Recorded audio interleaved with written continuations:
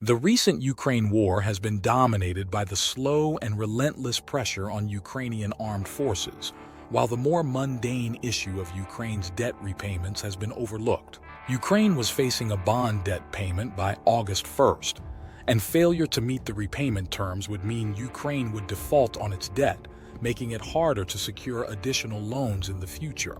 However, Ukraine reached an agreement to avoid default, and President Zelensky signed the agreement into law this week. Ukraine is also striving to garner international backing to secure Russia's participation in upcoming fall 2024 peace talks.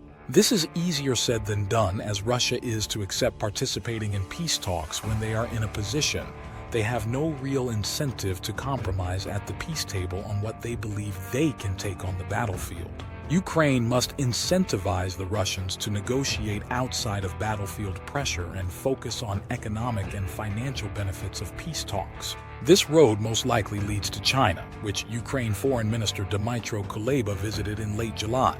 Mr. Kuleba agreed to the One China policy, and in return the Chinese declared the Ukraine eligible for the Belt and Road Initiative.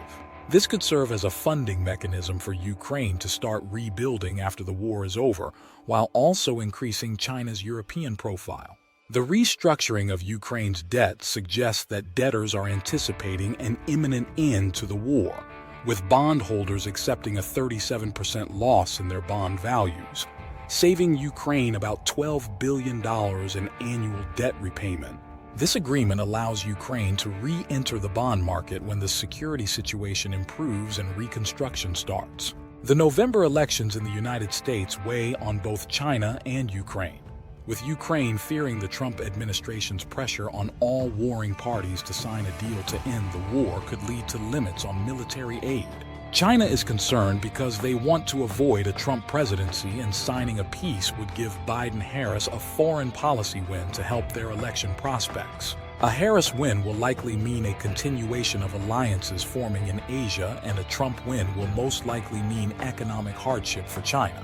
China has signaled through state media that they can better manage a Harris administration than a Trump administration, which would require accepting the economic pain of new U.S. policies, or negotiating with the United States, which would involve compromises. Where they could simply reduce their aggressive rhetoric toward Taiwan and the South China Sea to slow the impetus for the formation of effective alliances in the Western Pacific to manage a Harris administration with no real threat of repercussions, or use the rhetoric as a threat to get concessions.